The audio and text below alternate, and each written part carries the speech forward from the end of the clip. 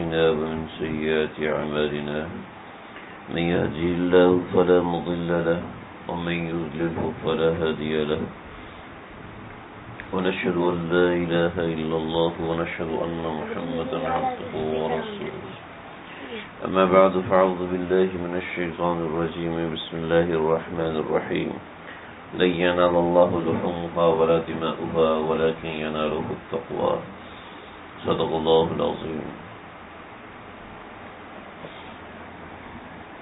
قربانی کو اللہ رب العزت نے امت مسلمہ پر واجب قرار دیا ہے، اور یہ ایسی چیز ہے کہ جس کے اندر اللہ تعالیٰ نے مسلمانوں کی معیشت کو چلایا ہے.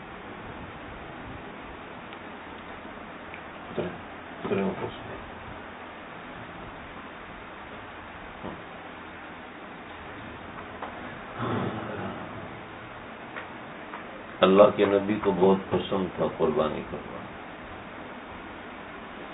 اور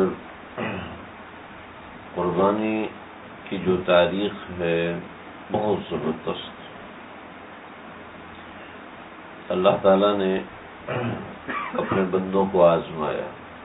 وَلَنَبْلُوَنَّكُمْ بِشَيْءٍ مِّنَ الْخَوْفِ وَالْجُوعِ وَنَقْصٍ مِّنَ الْأَمْوَالِ. اپنے بندوں کو آزمایا. حضرت ابراہیم علیہ السلام کو اللہ تعالیٰ نے 83 برس کی عمر میں ایک بیٹا دیا، حضرت اسماعیل علیہ السلام. حضرت ابراہیم کی شادی تو زمانے سے ہو گئی تھی،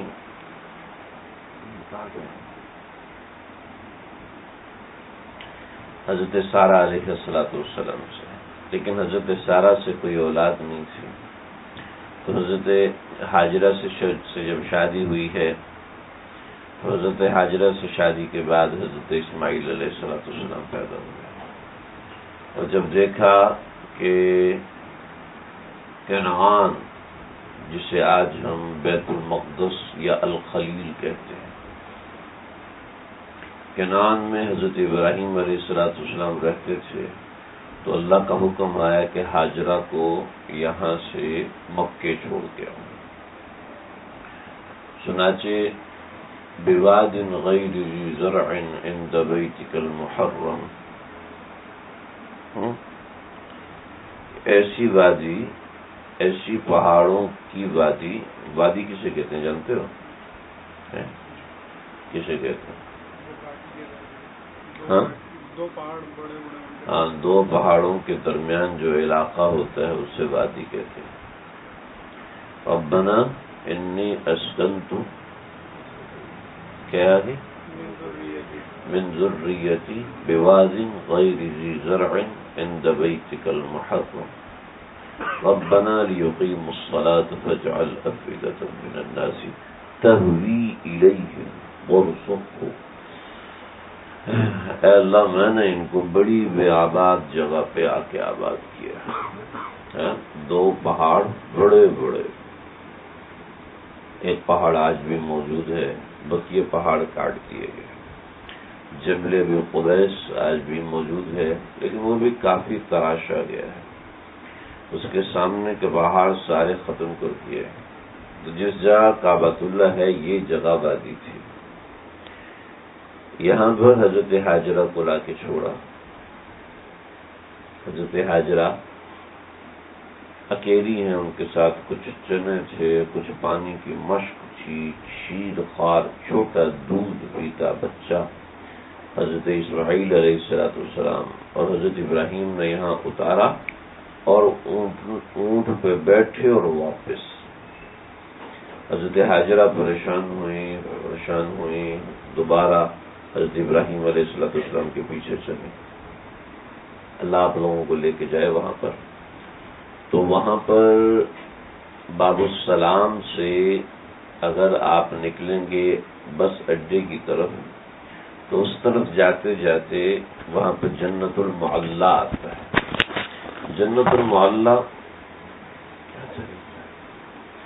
جنت المعلی کے پیچھے کی طرف پہاڑی ہے.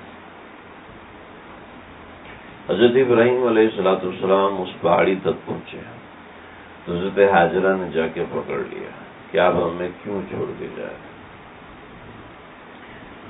تو حضرت ابراہیم علیہ السلام نے فرمایا کہ اللہ کا حکم ہے. تو حضرت حاجرہ نے جواب میں فرمایا اذا لا یضیعنا، اگر ایسے ہے تو اللہ ہمیں ضائع نہیں فرمائیں گے.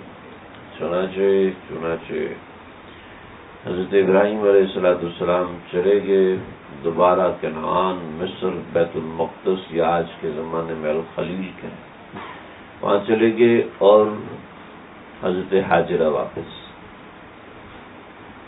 بہت تفصیلات سے میں سیرت کی طرف سے سنا چکا.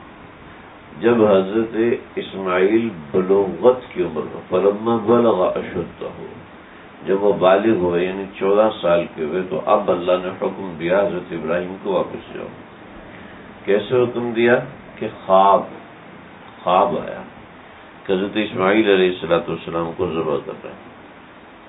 یہ خواب آیا حضرت اسماعیل کو ذبح کر رہے ہیں. تو تعبیر یہ ہے ذبح کی کہ اس کے عوض میں کچھ صدقہ کیا جائے. تو حضرت اسماعیل علیہ السلام کے عوض میں 100 اونٹ اللہ کے نام پہ قربان کیے.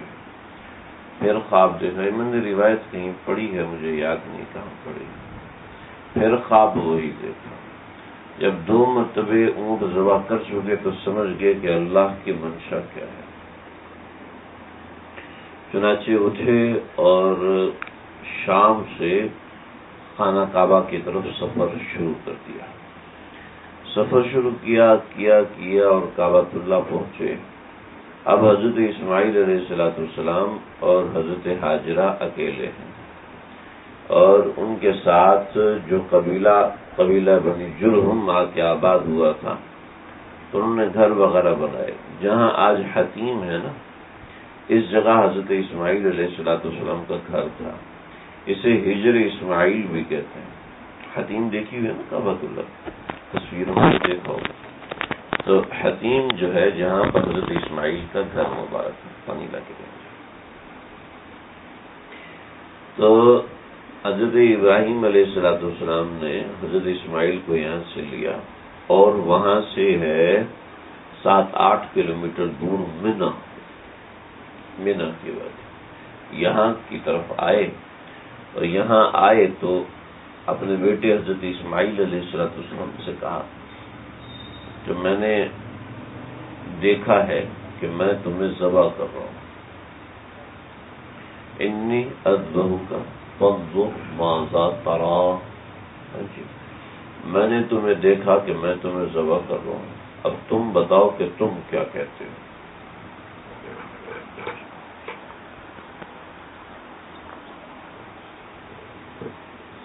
حضرت ابراہیم کتنے بڑے نبی ہیں، ہو سکتا ہے آپ لوگوں نے ابھی تک نہ پڑھا. حضرت ابراہیم اللہ کے وہ نبی ہیں کہ جن کو اللہ نے سب سے پیارا لقب خلیل اللہ دیا. خلیل اللہ کا لقب اللہ نے حضرت ابراہیم علیہ السلام کو دیا ہے، اور نبی کریم صلی اللہ علیہ وسلم کو بھی ملا ہے کہ وَلَٰكِنْ خُلَّةُ الْإِسْلَامِ أَفْضَلُ ہے کہ اللہ سے دوستی سب سے افضل. تو حضرت ابراہیم علیہ السلام کو خلیل اللہ یعنی اللہ کا گاڑا دوست. حضرت ابراہیم علیہ السلام کے بعد اللہ رب العزت نے نبوت کسی اور نبی کے گھر میں نہیں رکھی. نبوت ملی تو حضرت ابراہیم علیہ السلام کے خاندان والوں کو ملی. حضرت ابراہیم کے خاندان میں سے کے علاوہ اور کسی کو نبوت نہیں ملی. حضرت ابراہیم علیہ السلام کے 11 بیٹے تھے، حضرت اسماعیل، حضرت اسحاق، اور پھر اور ترتیبیں تھیں. حضرت اسماعیل سے ایک نبی پیدا ہوئے جناب نبی کریم صلی اللہ علیہ وسلم، اور پھر حضرت اسحاق کے 2 بیٹے تھے عیسو اور یعقوب. جو عیسو تھے ان سے ایک سلسلہ چلا، اور یعقوب سے ایک بڑا سلسلہ چلا جسے بنی اسرائیل کہتے ہیں. تو یہ اللہ رب العزت نے جب نبوت رکھی تو حضرت ابراہیم علیہ السلام کے خاندان میں ہی رکھی. حضرت ابراہیم کے بعد نبوت اور کسی خاندان میں اللہ نے نہیں ڈالی. جب اولو العزم من الرسل کے اندر انبیاء کا نمبر آتا ہے تو ان انبیاء کے اندر سب سے پہلا نام حضرت نوح علیہ السلام کا، اور اس کے بعد دوسرا نام حضرت ابراہیم علیہ السلام کا۔ جتنے بھی آگے جلیل القدر انبیاء آئے، حضرت شعیب علیہ السلام آئے، حضرت موسیٰ علیہ السلام، حضرت عیسیٰ علیہ السلام، حضرت داؤد علیہ السلام، حضرت سلیمان علیہ السلام، حضرت ذوالکفل، حضرت دانیال، حضرت الیاس، حضرت یونس، حضرت وغیرہ وغیرہ، وہ سارے کے سارے حضرت ابراہیم علیہ السلام کے خاندان سے، یعنی ان کے جد امجد حضرت ابراہیم علیہ السلام۔ حضرت ابراہیم علیہ السلام کو وہ لوگ بھی نبی مانتے ہیں جو ہمارے نبی کو بھی نبی نہیں مانتے، ہاں، جو حضرت عیسیٰ کو بھی نبی نہیں مانتے وہ بھی کہتے ہیں حضرت ابراہیم نبی ہیں ہمارے۔ جو حضرت عیسیٰ، حضرت موسیٰ، حضرت ہمارے آقا صلی اللہ علیہ وسلم اور کسی دوسرے نبی کو نہیں مانتے وہ بھی کہتے ہیں حضرت ابراہیم ہمارے نبی ہیں۔ حتیٰ کہ جو اللہ کو بھی نہیں مانتے وہ بھی کہتے ہیں ابراہیم علیہ السلام ہمارے نبی۔ اللہ کو خود کہنا پڑا وما کان ابراہیم یہودی ولا نصرانی الا کیا ہے وما کان ابراہیم یہودی ولا نصرانی ولکن کان حنیفا مسلما، کہ ابراہیم نہ تو یہودی تھے نہ نصرانی تھے، تم میں سے تمہارے کسی کے نبی نہیں تھے جناب۔ چنانچہ حضرت ابراہیم علیہ السلام کو اللہ نے ایسے ایسے شرف عطا فرمائے، ایسے ایسے بڑے درجات عطا فرمائے۔ جب کتب دینے کی باری آئی تو 4 انبیاء کو کتابیں دی اور صحیفے حضرت ابراہیم علیہ السلام کے نام کیے۔ کیا تو حضرت ابراہیم علیہ السلام اللہ کے بڑے جلیل القدر ترین انبیاء میں سے ہیں، یعنی ان جیسا مرتبہ، ان جیسا مقام اللہ رب العزت نے اور کسی نبی کو حضرت ابراہیم کے بعد عطا نہیں فرمایا۔ اتنے بڑے نبی ہیں، اور ان کے سامنے ہے چھوٹا 14 سال کا بچہ۔ کیوں جی؟ مفتی تقی عثمانی صاحب کے سامنے آپ کی کوئی ویلیو ہے؟ آپ اس سے بڑے، آپ کی کوئی ویلیو ہے؟ میری کوئی ویلیو ہے؟ مفتی تقی عثمانی صاحب تو ایک درجے تک کے نبی، صحابی بھی نہیں ہو سکتے، تابعی بھی نہیں ہو سکتے، نبی بھی نہیں ہو سکتے، اتنے بڑے عالم دین ہیں، لیکن ان کے سامنے ہماری کوئی ویلیو نہیں ہے۔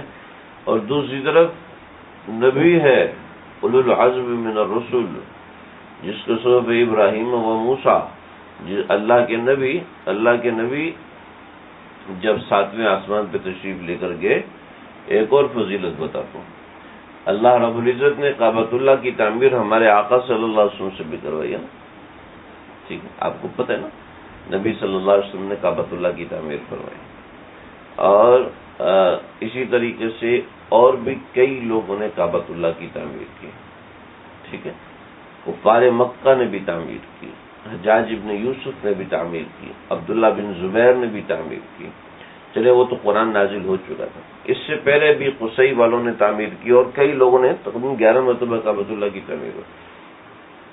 تو کعبۃ اللہ کی تعمیر کے اندر اللہ رب العزت نے کسی کا نام ذکر نہیں فرمایا۔ حضرت نوح علیہ السلام نے بھی کعبہ بنایا تھا، حضرت آدم علیہ السلام نے بھی کعبہ، فرشتوں نے بھی کعبہ بنایا تھا، لیکن جب کعبۃ اللہ کی تعمیر کا ذکر ہے وَإِذْ يَرْفَعُ إِبْرَاهِيمُ الْقَوَاعِدَ مِنَ الْبَيْتِ وَإِسْمَاعِيلُ رَبَّنَا تَقَبَّلْ مِنَّا، کعبۃ اللہ کے صنع اور بننا کا جب ذکر آیا تو اللہ رب العزت نے حضرت ابراہیم علیہ السلام کا ذکر فرمایا۔ کیسا جلیل القدر نام ہے، کیسا جلیل القدر انسان ہے، یعنی ہمارے آقا کا ذکر تو فرمایا نہیں، لیکن ابراہیم علیہ السلام کا ذکر فرمایا۔ اور ان کے سامنے ہے 14 سال کا بیٹا، 14 سال کا بچہ اپنے ابا سے کہہ رہے ہیں اے ابا، یا ابا تفعل ما تؤمر، اے ابا کرو جو آپ کو حکم دیا گیا ہے کرو، یا ابا تفعل ما تؤمر، آپ کیجئے جو آپ کو حکم دیا، ستجدونی انشاءاللہ، آپ مجھے صابرین میں سنائیں۔ تو پھر اور تفاصیل میں بھی ذکر، آپ صلی اللہ حضرت ابراہیم علیہ السلام حضرت اسماعیل کو لے کر منا پہنچے، اور جس جگہ پر لٹایا وہ آج منا اسٹیشن نمبر 1 ہے نا، اس کے ساتھ ایک محل بنا ہوا ہے، اس محل کے اندر اس جگہ پہ ایک مینار بنایا ہوا ہے، اس مینار کی شیپ ایسی ہے جیسے مینا کی دیواریں ہیں نا، تو مینا کی دیواروں پہ ایک ڈیزائن بنا ہوا ہے، تو تو وہ مینار اس شیپ کا بنا ہوا ہے، تو اس کی نقل میں مینا کی ساری دیواریں بنائی گئی۔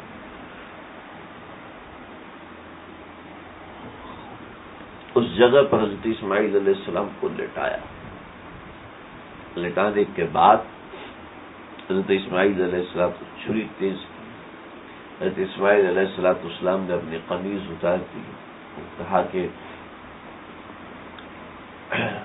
تفسیروں کی روایات سے فرمایا کہ میں اللہ کے نام پہ ذبح ہوں گا تو مجھے اللہ ملیں گے جو آپ سے زیادہ چاہنے والے ہیں، لیکن مجھے میری والدہ کا بہت شدید صدمہ ہے، میرا یہ قمیض آپ ان کو دے دیجئے، میرا یہ قمیض وہ لے لیں گی تو وہ مجھے یاد کرتے رہیں گے،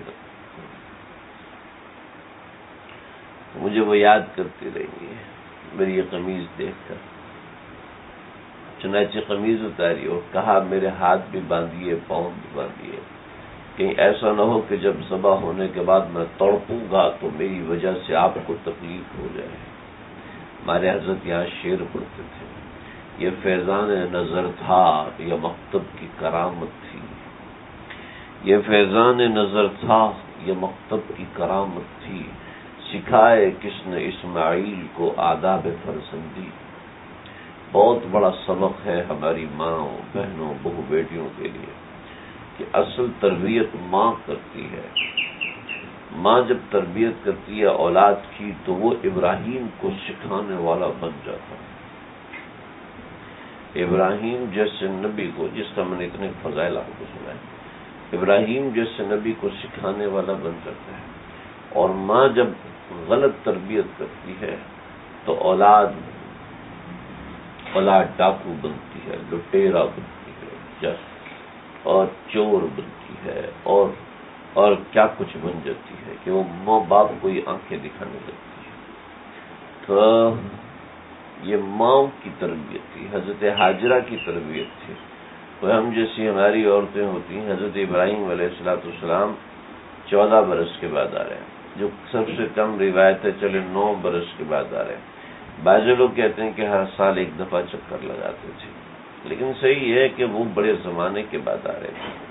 حضرت ابراہیم علیہ السلام 14 برس کے بعد آ رہے ہیں۔ ہماری ماں بہنیں بہو بیٹیاں ہوتی تو وہ کیا کرتی تھی؟ شوہر سے ناراض ہو کے 4.5 کلو کا منہ بنا کے بیٹھی ہوتی ہیں۔ ایک دفعہ اس کے درمیان آئے حضرت ابراہیم علیہ السلام، اونٹ پہ بیٹھے ہیں، حضرت ابراہیم علیہ السلام کے کہا کہ اللہ نے ہمیں پانی دیا ہے، آپ تشریف لائیے، کھانا کھائیے۔ تو مجھے اترنے کا حکم نہیں، صرف بیٹھ کے دیکھ کے جانا چاہتا ہوں۔ چنانچہ بیٹھ کے دیکھ کے واپس چلے گئے۔ حضرت حاجرہ کی اتنی عمر نہیں تھی، جوانی کی عمر تھی حضرت حاجرہ کی۔ جوانی کی عمر میں شکوہ نہ کرنا، شکایتیں نہ کرنا، یہ میں کیا کروں، مجھے تو یہ بھی نہیں ملا، یہ بھی نہیں ملا۔ دوستو، جو مزاج میں ناشکری بھر لیتا ہے نا، اس کو ناشکری کرنے کے کسی بہانے کو تلاش کرنے کی ضرورت نہیں ہوتی، خود ہی بہانے ملتے چلے جاتے ہیں۔ شکر کریں، اللہ رب العزت نے کتنی نعمتیں عطا فرمائی۔ سعدی شیرازی رحمۃ اللہ علیہ بازار جا رہے تھے، دیکھا کہ لوگ اتنے اچھے اچھے جوتے پہن کے چل رہے ہیں، اور فرمایا کہ میرے پاؤں ننگے تھے، مجھے شرم آئی، لیکن میں نے دیکھا کہ بغداد کی مسجد میں کہ دروازے پہ ایک شخص بیٹھا تھا جس کے دونوں پاؤں کٹے ہوئے تھے۔ میں نے اللہ کا شکر ادا کیا کہ اللہ نے مجھے یہ نعمت دی۔ ہمارے گھروں میں جھگڑے اسی وجہ سے، گھروں میں لڑائیاں اسی وجہ سے ہوتی ہیں۔ اگر آپ کسی شخصیت سے تنگ ہیں، بھائی سے تنگ ہیں، بیوی سے تنگ ہیں، شوہر سے تنگ ہیں، بچوں سے تنگ ہیں، تو بنیادی وجہ اس کے پیچھے ناشکری ہوتی ہے کہ اولاد کو ماں باپ جو چیزیں لے کے دیتے ہیں اس پہ شکر ادا نہیں کرتے ہیں، نہ اس کے بارے میں سوچتے ہیں کہ اللہ نے کتنی بڑی دولت دے دی، کتنی بڑی نعمت دے دی، میں اس کو ڈیزرو کر ہی نہیں رہا تھا۔ اللہ نے صحت کی دولت دی ہے، اللہ نے روزی کی دولت دی ہے، 85 دولتیں دی ہیں، وہ نہیں دیکھنا۔ انسان کا مزاج ہے ہمیشہ اس نعمت کو دیکھتے جو نہیں ملی ہوتی، یہ مزاج ہے۔ ماں باپ سے بھی عیب تلاش کرتے ہیں، ماں باپ کے اندر بھی کمیاں تلاش کرتے ہیں، اپنے کاموں میں بھی کمیاں تلاش کرتے ہیں۔ یہ مزاج ہے۔ وَكَانَ الْإِنسَانُ كَفُورًا، کہ انسان بہت ناشکر ہے۔ اور وَكَانَ الْإِنسَانُ أَكْثَرَ شَيْءٍ جَدَلًا، انسان ہر چیز کے اندر لڑائی جھگڑا کرنے والا ہے۔ انسان کے مزاج میں ناشکر ہے، ناشکرا پن ہے، اسی کا اللہ نے شکوہ کیا۔ وَقَلِيلٌ مِّنْ عِبَادِيَ الشُّكُورُ، میرے بندوں میں بہت تھوڑے ہیں جو میرا شکر ادا کرتے ہیں۔ ہمارے حضرت کے خلیفہ ان کا ایک جگہ بیان تھا، تو شام کو بیان تھا، تو صبح ان کا ایکسیڈنٹ ہوا، تو اس سے ان کی بازو پہ تھوڑا سا فریکچر ہو گیا، تھوڑا کچا سا فریکچر، تو وہ بازو انہوں نے پلستر ہوا۔ شام کو بیان کے لیے جب گئے تو ہمارے حضرت نے مزاح میں فرمایا، میاں چندہ خوب ملے گا، چندہ خوب ملے گا۔ تو حضرت نے فرمایا ادھر جا کے یہ کہنا کہ میرا ایکسیڈنٹ ہو گیا، اللہ تعالیٰ نے سارا جسم بچا لیا، تھوڑی سی موچ لگائی۔ میں نے فرمایا سر بھی سلامت ہے، ایکسیڈنٹ کے بعد لوگ ساری زندگی میں ایسے ہمارے اپنے رشتے دار ہیں، جانتا ہوں، اس موٹر سائیکل کی ٹکر لگی، نیچے گرے، دماغ گھوم گیا، اس کے بعد سے دماغ معتدل نہیں ہے، بالکل ایب نارمل زندگی گزارے، صرف نیچے گرے دماغ کو چوٹ آ گئی، ایب نارمل زندگی گزارے۔ مزاج میں شکر گزاری ہے ہی نہیں۔ جب مزاج میں شکر گزاری پیدا کریں، اللہ کے بندوں میں شکر گزار بندے بہت تھوڑے۔ سید عبد الکبیر رفاعی رحمۃ اللہ علیہ، یہ بھی بقرعید آئے گی نا، بقرعید آئے گی تو ہمارے مردوں کے شکوے اتنے آسمان پہ جا رہے ہوتے ہیں، تو نے صحیح طرح بنایا نہیں ہے، مجھے یہ چاہیے تھا، مجھے یہ چاہیے تھا، مجھے یہ چاہیے تھا، خاص طور پہ جوان وہ اماں کا شکوہ بہت خطرناک کرتے ہیں۔ تو چلو شوہر تو پھر بھی بیوی کا کچھ نہ کچھ لحاظ کر لیتا ہے، کیونکہ وہ ایک بیوی کہتی ہے نا اپنے شوہر سے، شوہر اپنی بیوی سے کہتا ہے تم اتنے اچھے پراٹھے نہیں بناتی جتنے اچھے میری اماں بناتی تھی، تم اتنے اچھے پراٹھے نہیں بناتی جتنی اچھی میری اماں بناتی تھی۔ تو وہ جواب میں کہتی ہے تم اتنا اچھا آٹا تو نہیں گوندتے جتنا میرے ابا گوندتے تھے۔ پتہ نا ایسے ایک بیوی نے شوہر سے کہا آج ہم کھانا باہر کھائیں گے اور کار پہ جائیں گے اور کار میں چلاؤں گی۔ تو شوہر نے کہا اچھا اس کا مطلب ہے جائیں گے کار پر آئیں گے اخبار پر۔ اور ایک دوست وہ کہنے لگے یہ میاں بیوی کے لطیفے سچے ہوتے ہیں ایسے لوگوں نے بنایا ہوئے، جب سے ان کی شادی ہوئی ہے تو لطیفے یہی بھلے بھیجتے ہیں۔ اللہ دیکھو گھر تباہ ہوتے ہیں گلے شکوے کرنے سے۔ بیوی زور لگا دیتی ہے کھانا بنانے میں، شوہر آگے سے ناک بنا کے کہتا ہے مزیدار نہیں بنایا، ایسے بنایا۔ اور شوہر زور لگا دیتا ہے بیوی کو خوش کر کے سامان لے کے آتا ہے، بیوی اے مویا ٹماٹر تو لایا ہی نہیں ہے، ہر دفعہ بھول جاتا ہے، یہ تو لایا نہیں ہے۔ شوہر کہتے تو نے پرچی نہیں بنا کے دی، تو میں پرچی کیا بنا کے دوں، سب کچھ بتایا تو تھا۔ وہاں سے لڑائی ہوتی ہے، ہوتے ہوتے ہوتے ہوتے کیا ہوتا ہے پتہ ہے؟ حدیث میں آیا، حدیث میں شوہر گھر میں آیا، بیوی کے کان میں شیطان کچھ پھونک دیتا ہے۔ یہ کیا کر رہا ہے؟ بیوی کے کان میں شیطان کچھ پھونک دیتا ہے اور فوراً پہنچ کے شوہر کے کان میں کچھ پھونک دیتا ہے۔ بیوی نے کوئی بات کہی ہوتی ہے، شوہر کو کوئی بات سنائی دیتی ہے۔ مذاق کرتے کرتے کیا ہو جاتا ہے، ایک بادشاہ نے نا اپنے ایک وزیر کے ساتھ مذاق کیا، مذاق یہ کیا کہ اس کو جیل میں بند کر دو، دیکھتا ہوں میں کیا کرتا ہوں۔ تو وزیر کو مذاق میں جیل میں بند کر دیا۔ اس کو جیل میں بند کیا، ادھر سے پتہ چلا باہر ملک کا لشکر آ گیا جناب، اس کے اٹیک میں لگ گئے جناب، ہفتہ ڈیڑھ ہفتہ اس میں لگے، پھر واپس آئے، پھر کہا پتہ کرو جاسوس کون تھا، اس میں لگے اور بھول گئے 2 سال کے بعد بادشاہ کا انتقال ہو گیا۔ بادشاہ کا انتقال ہوا تو یہ وزیر اندر ہی سڑ رہا، اس کی جگہ شہزادہ آیا، اس کو 10 سال ہو گئے۔ 10 سال کے بعد اس نے کہا جناب جتنے قیدی میرے ابا کے زمانے کے تھے ان سب کو نکالو۔ تو یہ وزیر سب سے پہلے کہ بادشاہ سلامت، میں تو مذاق میں مجھے انہوں نے جیل میں بھیجا تھا۔ کہنے لگا اچھا مذاق میں بھیجا تھا، کہ چلو اس کو رہنے دو، باقی سب کو فارغ کرو، ابا کی نشانی ہے یہ۔ مذاق میں طلاقیں ہو جاتی ہیں جی، مذاق کر رہے ہوتے شوہر، بیوی مذاق کر رہی ہوتی ہے اور شور ہوتا ہے موڈ میں، اور جناب لڑائی ہوتی ہے، لڑائی ہونے کے بعد طلاقیں تک ہو جاتی ہے، گھر برباد ہو جاتے ہیں، غصہ قابو نہ کرنے کی وجہ سے، ناشکری کی وجہ سے، ایک دوسرے کی خوبیاں دیکھیں۔ اللہ کے نبی نے بھی فرمایا، ایک صحابی مسجد میں آئے، جسے آپ بیٹھے ہوئے نا سارے بازو باندھ کے بیٹھے ہوئے، بازو باندھ کے بیٹھے ہوئے، ایسے بیٹھے ہوئے تھے مسجد میں، اور یوں غصے ہو رہے۔ آپ نے پوچھا کیا ہوا، کیوں غصے ہو رہے؟ کہنے لگے یا رسول اللہ بیوی میری ایسی ہے ایسی ہے ایسی ہے۔ آپ نے فرمایا طلقھا، طلاق دے دے اسے۔ نہیں یا رسول اللہ طلاق تو نہیں دے سکتا، میرے بچوں کو کون سنبھالے گا؟ جی آج کے زمانے سے میرے کپڑے کون استری کرے گا؟ ہاں جی مجھے تو پتہ ہی نہیں ہوتا، مجھے تو میرے چپلوں کا پتہ نہیں ہوتا ہے، تو وہ کون کرے گا جی؟ تو فرمایا کہ پھر سنو ترکیب بتاتا ہوں۔ آپ صلی اللہ علیہ وسلم پہلے وہ غصے میں تھے نا تو ان کو نیچے لانا چاہتے تھے، یہ نہیں کہ آپ اس کو طلاق دلوانا چاہتے تھے، اب اس کو نیچے لانا چاہتے تھے۔ چنانچہ جب وہ نیچے آ گئے، معتدل ہو گئے، اس لیے جب کوئی بندہ غصے میں بیٹھے تو اس کو کوئی نصیحت اثر نہیں کرتی، تو نیند والے کو بھی نہیں اثر کرتی۔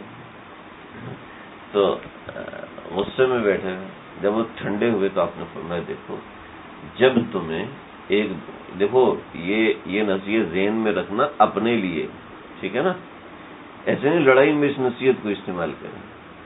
تمہیں میری خوبیاں دیکھنی چاہیے، تیری میں خوبیاں دیکھتی ہوں، ٹھہر جا، تیرے کو بھی میں سیدھا کرتی ہوں۔ کہتا یار میاں بیوی کی لڑائی ہوتی ہے، ابے کیا لڑائی ہوتی ہے؟ میری بیوی گھٹنے کے بل آ کے مجھ سے معافی مجھے بلاتی ہے۔ کہتا وہ کیسے؟ تو وہ ایسے کہتی ہے کہ گھٹنے کے بل آتی ہے اور کہتی ہے بیڈ کے نیچے سے نکلا ہوں، ماروں گی نہیں۔ آصف بھائی سب سے راز رہے اللہ کو ناشکرا بندہ بہت ناپسند ہے۔ آقا صلی اللہ علیہ وسلم نے فرمایا دیکھو جب تمہیں دوسرے کی بات پہ غصہ آئے تو اس کی خوبیاں نوٹ کر لیا، تو تمہارا غصہ خود بخود ختم ہو جائے گا۔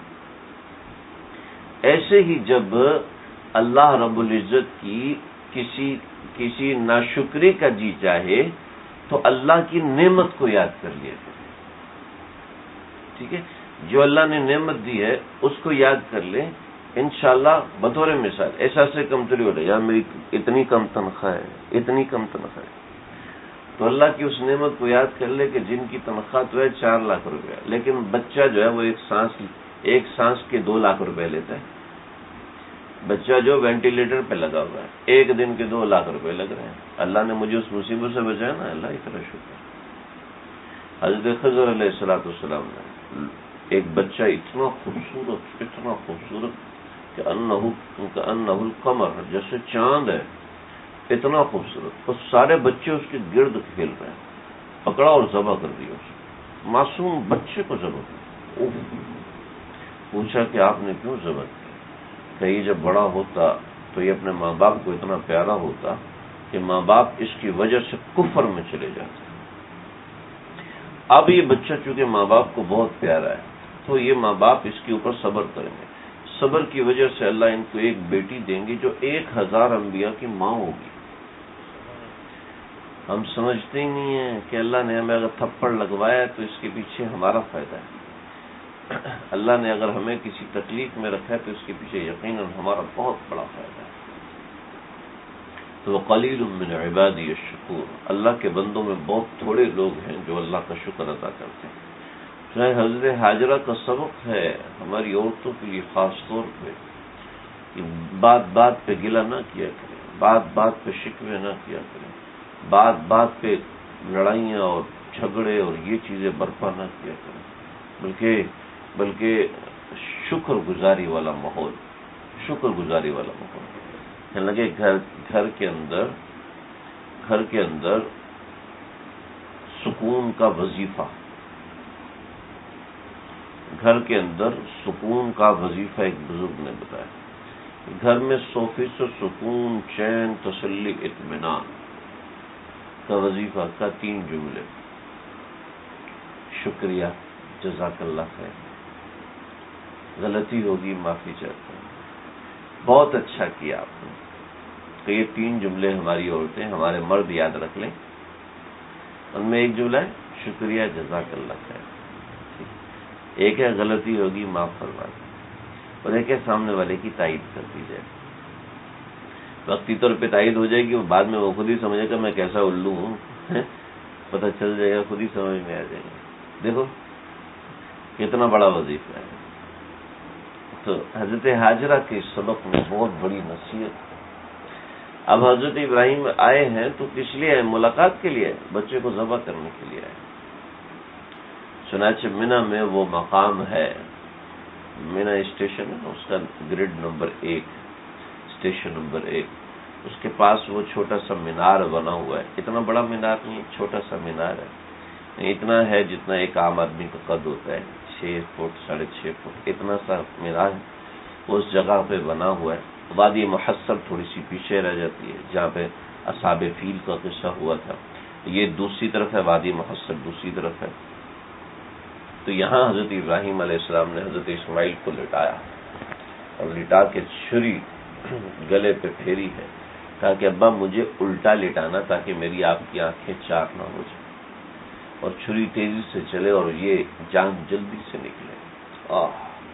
14 برس کا بچہ وہ ہمت و حوصلہ رکھ کے بیٹھا ہے جو آج 50 سال کے لوگ بھی نہیں بیٹھے۔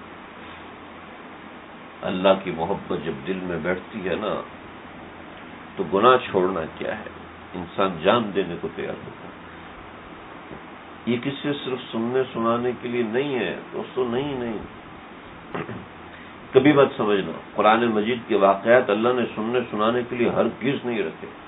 میں بہت بڑی غلط فہمی میں تھا، بہت بڑی غلط فہمی تو میں بڑے مزیدار قصے، ہمارے استاد جی نے فرمایا کہ مزیداری کے لیے تھوڑی ہیں، اس کے ایک ایک لفظ میں عبرت ہے۔ آپ جب پڑھ رہے ہو نا، آپ ان چیزوں کا غور کرنا۔ یہ آیت اللہ نے اتاری ہے تو کیوں اتاری ہے، وجہ کیا ہے؟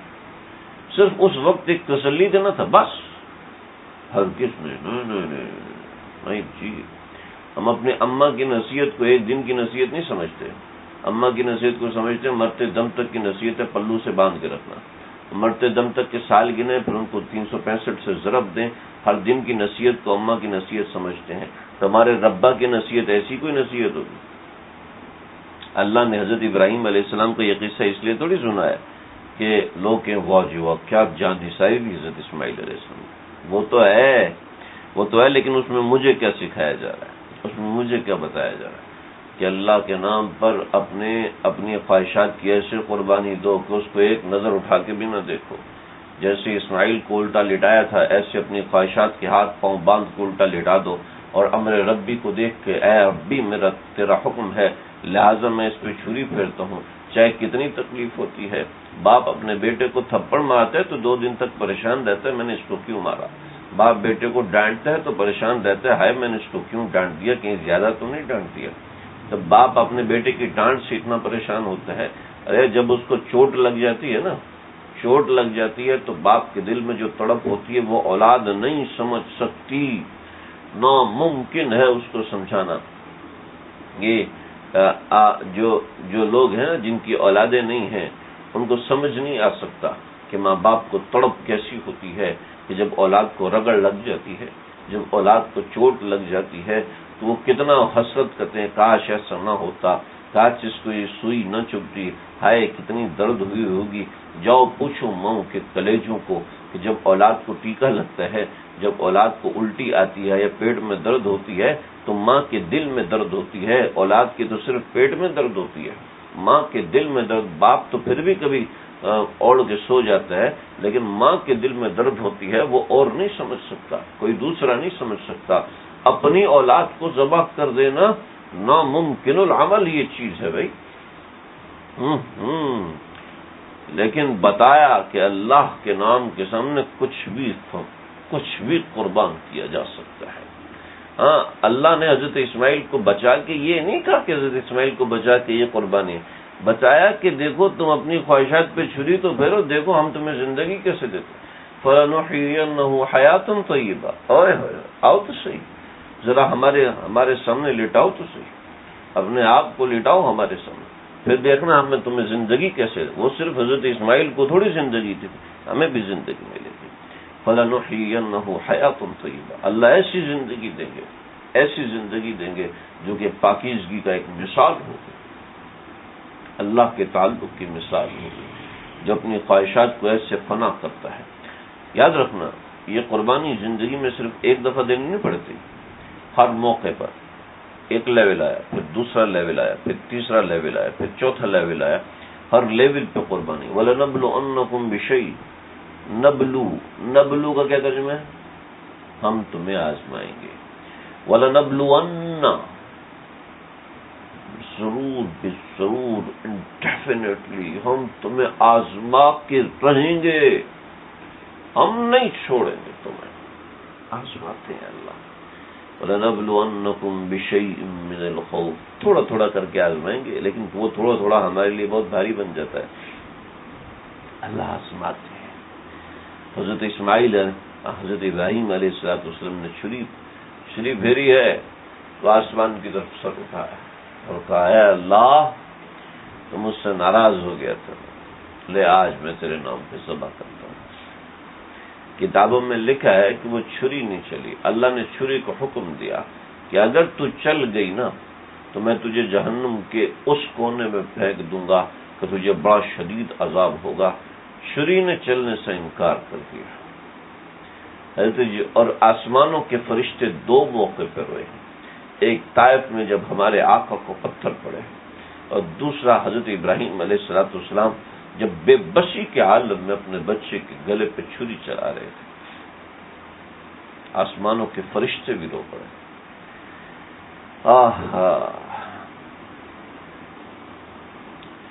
کیا ہے، حضرت جبریل علیہ السلام فرماتے ہیں کہ مجھے اللہ نے چند مقامات پر بہت تیزی سے اڑنے کا حکم دیا۔ ایک مقام وہ جب یوسف علیہ السلام کو کنویں میں ڈال کے اوپر سے رسی کاٹ دی گئی، آگے جاؤ یوسف کو پکڑ کے اس کو پتھر پہ بٹھا دینا، چوٹ نہ آئے یوسف کو۔ جبریل کہتے ہیں میں اس وقت چوتھے آسمان پہ تھا اور میں نے وہاں سے جست لگائی، حضرت یوسف یہاں تھے اور یہاں گرنے والے تھے، میں چوتھے آسمان پہ تھا، وہاں سے اڑا حضرت یوسف کو پکڑ کے زمین پہ بٹھا دیا۔ اور دوسرا کہ جاؤ اس مینڈے کو لے کے جاؤ، مینڈا پتہ کون سا تھا؟ حضرت آدم علیہ السلام کے دو بچوں میں لڑائی ہوئی تھی، دو بچوں میں لڑائی ہوئی تھی، ان دو بچوں میں سے ایک بچے نے ایک مینڈا قربان کیا تھا، اور مینڈا قربان ایسے نہیں کہتا کہ مینڈا ذبح کر کے رکھ دیا تھا، بلکہ مینڈا انہوں نے کھڑا کر دیا، اس دوسرے نے اناج کھڑا کر دیا، اور آسمان کی آگ آئی اور مینڈے کو لے کے چلی گئی۔ وہی مینڈا یہاں پر اللہ رب العزت نے بھیجا تھا جس کو حضرت ابراہیم علیہ السلام نے حضرت اسماعیل کی جگہ پہ ذبح کیا۔ قد صدقت الرؤیا، ابراہیم تو نے اپنے خواب سچا کر دیا۔ دیکھو کچھ باتیں ہیں، یہ تو قربانی کی کچھ تاریخ تھی، میں نے عرض کر دیا، کچھ باتیں ہیں۔ ذی الحج کے یہ ایام بڑے مبارک ہیں، روزہ رکھنا 1 سال کے روزے کے برابر ثواب ہے۔ عبادت کرنا سب سے افضل عبادت ان ایام کے اندر ہے۔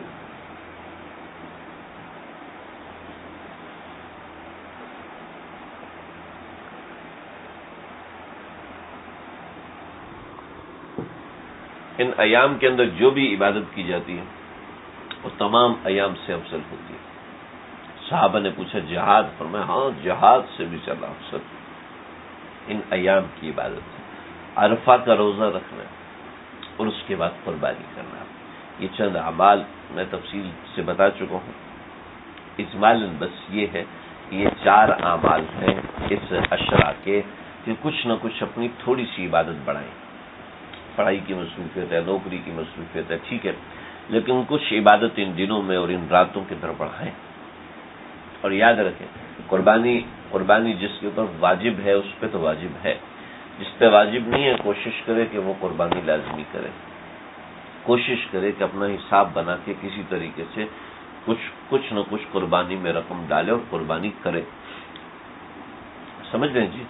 اور اللہ کے ما من عمل احب الی اللہ من احراق الدم، کہ ان دنوں میں اللہ کو جو سب سے زیادہ پسند ہے وہ قربانی کے جانور کا خون بہانا ہے، وہ اللہ کو سب سے زیادہ پسند ہے۔ لہذا کوشش کریں کہ ان ایام میں جس قدر قربانی ہو سکے، اگر اللہ نے وسعت دی ہے تو پھر تو واجب ہے، اس کے علاوہ بھی کریں۔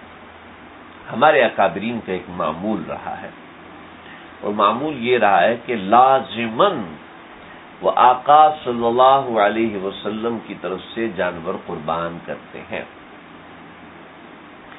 اس لیے کہ نبی کریم صلی اللہ علیہ وسلم، چلے میں پڑھ دیتا ہوں، نبی کریم صلی اللہ حضرت ام سلمہ فرماتی ہیں، نہیں حضرت ام سلمہ کی روایت نہیں ہے، حضرت عائشہ کی روایت ہے کہ ان رسول اللہ صلی اللہ علیہ وسلم امر بکبش اقرن یطا فی سواد ویبرک فی سواد وینظر فی سواد فأتي به ليضحي به قال يا عائشة هلم المدية قال أشحذيها بحجر ففعلت ثم أخذها وأخذ الكبش فأصجعه ثم ذبحه ثم قال بسم الله اللهم تقبل من محمد وآل محمد ومن أمة محمد ثم ضحى۔ اما عائشہ فرماتی ہیں کہ رسول کریم صلی اللہ علیہ وسلم نے قربانی کے لیے 2 سینگ والے دمبے لانے کا حکم فرمایا، جو سیاہی میں چلتا تھا یعنی اس کے پاؤں سیاہ تھے، سیاہی میں بیٹھتا تھا یعنی اس کا پیٹ بھی سیاہ تھا، سیاہی میں دیکھتا تھا یعنی اس کی آنکھوں کے گرد بھی سیاہ رنگ کے بال تھے۔ چنانچہ جب آپ کے لیے قربانی کے واسطے ایسا دمبا لایا تو فرمایا کہ عائشہ چھری لاؤ، چھری لائی تو فرمایا اسے پتھر پر رگڑ کے تیز کر لو۔ میں نے چھری تیز کی، آپ نے چھری لی اور دمبے کو پکڑ کے اسے لٹایا، پھر اسے ذبح کرنے کا ارادہ کیا تو یہ فرمایا اللہم تقبل من محمد و آل محمد و من امت محمد، اے اللہ اسے محمد، آل محمد اور امت محمد صلی اللہ علیہ وسلم کی طرف سے قبول فرمائی، یعنی ہماری طرف سے قربانی۔ ایک اور روایت میں آپ صلی اللہ علیہ وسلم نے قربانی کی، فرمایا کہ یہ میں قربانی ان لوگوں کی طرف سے کر رہا ہوں جو قربانی نہ کر سکیں، چنانچہ ان کا نبی ان کی طرف سے قربانی کر رہا ہے۔ چنانچہ آپ جو بچے طالب علم ہیں، ٹھیک ہے، آپ تو قربانی نہیں کر پاتے، تو آپ کی طرف سے آقا صلی اللہ علیہ وسلم قربانی کر رہے ہیں۔ وہ لوگ جو کہ غریب غربا ہیں، جو کہ قربانی کی استطاعت نہیں رکھتے، تو ان کی طرف سے آقا صلی اللہ علیہ وسلم نے قربانی کی۔ لیکن جن لوگوں نے قربانی کی ہے انہیں چاہیے کہ اپنے گوشت کا حصہ کریں، اپنے گوشت کا حصہ کر کے اس گوشت کے حصے کو لوگوں میں تقسیم کریں، یعنی ایک حصہ اپنے استعمال میں رکھیں، ایک حصہ رشتہ داروں کے لیے رکھیں اور ایک حصہ تقسیم کریں۔ ہاں اپنے پاس سارا بھی رکھ سکتے ہیں، اس کا منع نہیں، لیکن کچھ لوگ ایسے ہیں وہ کہتے ہیں جی قربانی کا جانور لینا ہے، 20-25 ہزار کا جانور لینے سے بہتر ہے کہ آپ کسی غریب کی مدد کر دیجیے، کسی غریب کی مدد کر دیں۔ تو بھئی جب آپ 70,000 کا موبائل لے رہے تھے تو اس وقت آپ کو غریب کی مدد کیوں یاد نہیں آئی؟ جب آپ 8-10 لاکھ کی گاڑی خرید رہے تھے تو گاڑی لینے سے بہتر ہے نا کسی غریب کی مدد کریں۔ جب آپ 10 کروڑ کا بنگلہ بنا رہے تھے تو اس وقت آپ کو غریب کیوں نہیں یاد آئے؟ صرف حج پہ جاتے وقت آپ کو غریب یاد آتے ہیں جی، صرف قربانی کرتے وقت آپ کو غریب یاد آتے ہیں۔ تو ایسی باتیں ہوتی ہیں، ایسے لوگ اس نوعیت کی باتیں کر رہے ہوتے ہیں۔ ایک اور آخری بات 9 ذی الحج کا روزہ بڑا ہی مبارک روزہ ہے. آپ صلی اللہ علیہ وسلم نے فرمایا جو 9 ذی الحج یعنی عرفہ کا روزہ رکھے گا تو اللہ رب العزت کی ذات سے امید ہے کہ اللہ اس کے 2 سال کے گناہوں کو معاف فرمائیں گے، ایک پچھلے سال کے گناہ اور ایک آگے آنے والے سال کے گناہ. ہیں جی. بعض لوگ یہ کہتے ہیں جی 9 ذی الحج کچھ بھی نہیں ہے، عرفہ کا دن ہے، اور عرفہ کا مطلب ہے جس دن حاجی عرفہ کو جاتے ہیں. چنانچہ یہ آج لوگ نکلے ہیں، یہ سن 2000 کے بعد کچھ لوگوں کو پتہ چل، اس سے پہلے آج تک کسی کو بھی نہیں پتا تھا.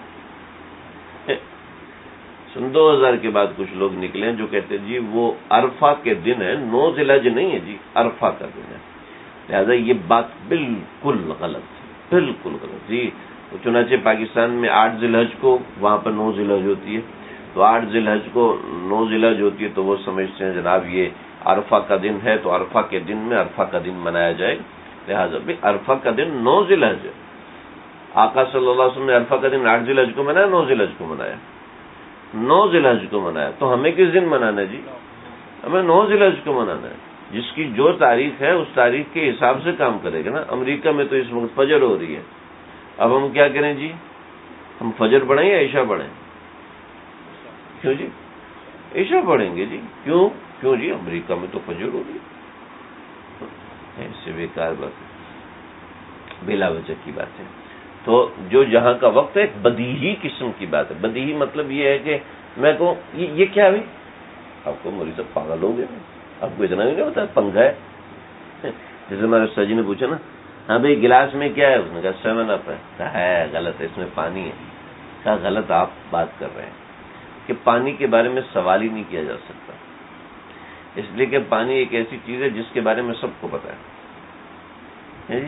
جس چیز کے بارے میں سب کو پتا ہوتا ہے اس کے بارے میں سوال نہیں کیا جاتا. سمجھ رہے؟ تو یہ ایک ایسی بدیہی قسم کی بات ہے کہ جس بات کو ایویں اڑا دیا جناب، ایویں اڑا دیا، اور ہمارے لوگ بھی اس کے پیچھے چل رہے ہیں پاگلوں کی طرح. وہ جیسے ایک میسج چل رہا نا، انشاءاللہ میں نے دیکھا جناب، میں نے کہا یہ تو قرآن میں انشاء کے معنی اور ہیں، اس لیے دونوں کو اگر ملا کے لکھیں گے تو وہ معنی اور ہو جائے گا. میں کو دماغ خراب ہے، وہ تو انشاء اللہ ہے. وہ کیا ہے؟ وہ انشاء اللہ ہے، اور یہ انشاء اللہ ہے. دیکھو تو صحیح، وہ ہے انشاء اللہ اور یہ ہے انشاء اللہ. سمجھ رہے ہو جی؟ بہت طالب علم بھی اس بارے میں پریشان ہوتی ہے. یہ تو قرآن وہ ہے والذی انشأکم، وہ انشأکم ہے، اور یہ انشاء اللہ ہے. اس میں شین کے بعد جو حمزہ آتا ہے اس پہ زبر ہے، اس میں شین کے بعد جو الف آتا ہے اس پہ مد ہے. یہ ہے ان اور وہ ہے ان، اور ان اور ان وہ چونکہ ایک جاہل مفسر ہے، میرے منہ سے نکل کے جاہل مفسر ہے، میں ایسے الفاظ استعمال نہیں کرتا، غیر مناسب الفاظ ہیں. یعنی کہ جو بے پڑھا مفسر ہے، جس نے قرآن مجید کو ضابطے سے سیکھا نہیں ہے، اور وہ لغت سے قرآن مجید حل کرنے کی کوشش کرتے ہیں، اور لغت سے قرآن مجید تھوڑی حل ہوتا ہے. میں آپ کو 2 باتیں بتاؤں گا، آپ سب لوگ سو جائیں گے، اس لیے کہ سمجھ ہی نہیں آئے گا. یہ قرآن مجید لغت سے حل ہو ہی نہیں سکتا. کیوں جی؟ میری بات کوئی لغت صرف لغت کی ٹرانسلیشن سے دوسرے کو سمجھا سکتا ہے؟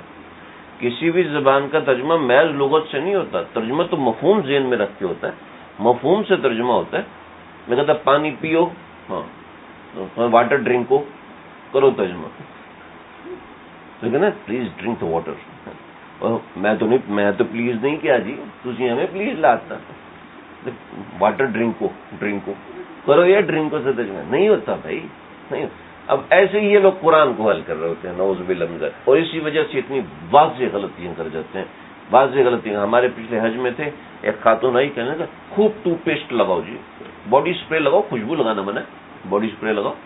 اب اللہ کی بندی اس میں خوشبو نہیں ہوتی، یہ خوشبو منع ہے، باڈی اسپرے منع نہیں ہے. میں نے کہا پھر تو آپ کا حج میں بھی آنا منع ہے. کیوں؟ کیونکہ حاجیوں کا ذکر ہے یہاں پہ مسز فلانی تھوڑی بلائے گی، یا تو حاجی بلائے گے. آپ یہاں سے نکلیں یہاں سے.